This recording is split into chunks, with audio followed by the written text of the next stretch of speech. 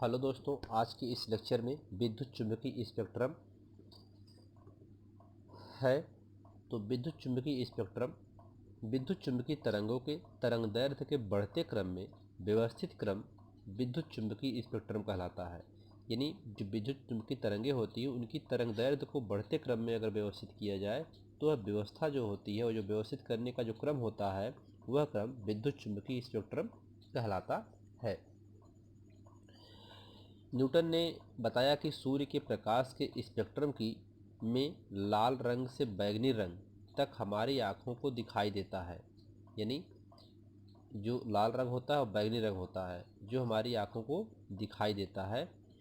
तो स्पेक्ट्रम के इस भाग को दृश्य स्पेक्ट्रम कहते हैं। जो हमारी आँखों को दिखाई देता है उसे दृश्य कहते हैं।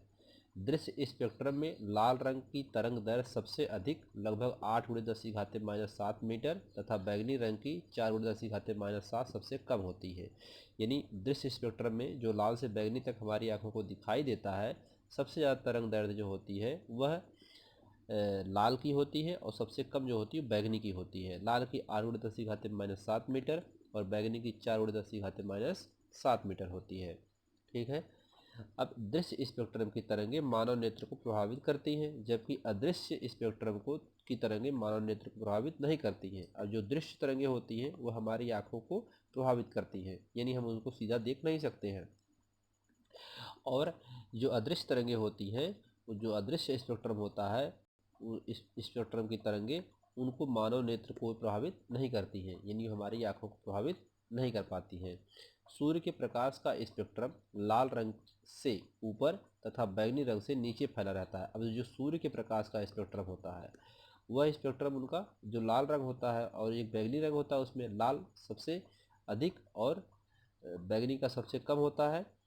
तो जो लाल होता है, लाल से ऊपर उसका स्पेक्ट्रम होता है और बैंगनी से नीचे तक फैला रहता है, जिसे अदृश्य स्पेक्ट्रम कहते हैं, जो हमारी आंखें नहीं देख पाती हैं। ठीक है। अब इसके बाद है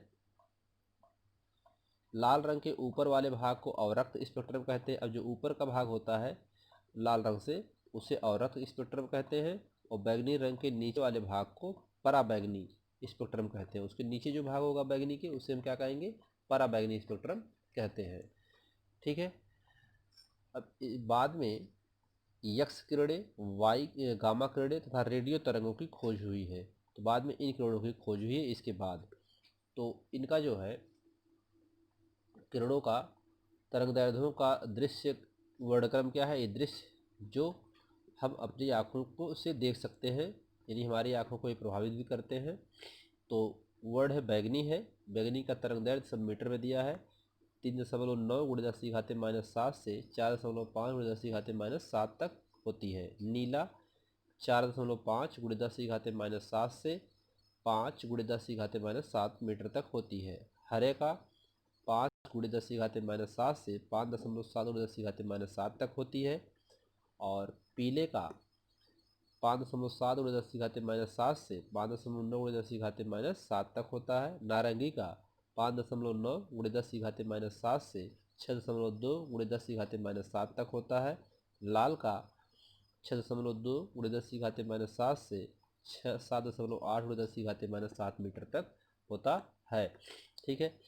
तो इसमें जो है अब ये तरंगे जो हैं ये इनको हम विस्तार से आगे पढ़ेंगे कि इनकी जो तरंग दैर्ध्य की परास और के आधार पर जो विद्युत चुम्बकीय तरंगों का वर्गीकरण किया गया है, इसे गामा किरणें, यक्स किरणें, पराबैंगनी अवरक्त किरणें, माइक्रो तरंगे या रेडियो तरंगे, इन सब का हम अगले वीडियो में विस्तार से आपको बताएंगे। यानी यक्स किरणें क्या है, गामा किरणें क्या है, ये सब रेडियो तरंगे क्या है। ठीक है। पराबैंगनी यानी अवरक्त क्या है, माइक्रो तरंगे क्या है। तो इस सब का अध्ययन हम अगले चैप्टर में आपको विस्तार से बताएंगे। इस लेक्चर में अगला चैप्टर नहीं, अगले लेक्चर में हम आपको इसको विस्तार से बताएंगे। ठीक है। इस लेक्चर में आज इतना ही, बस केवल इसमें विद्युत चुम्बकीय स्पेक्ट्रम के बारे में आपको बताया गया है। और अगले लेक्चर में आपको माइक्रो तरंगे या सूक्ष्म तरंगे, अवरक्त तरंगे, सूक्ष्म किरणें, पराबैंगनी किरणें, यक्स किरणें, गामा किरणें, और इसमें जो आपकी हैं गामा किरणों के बाद जो हैं उसमें दृश्य प्रकाश क्या होता है, और उसमें उसके और सब उनके गुण, उनके उपयोग, ये सब चीज़ें उसमें बताए जाएंगे अगले लेक्चर में। ठीक है, तो इस लेक्चर में इतना ही। धन्यवाद।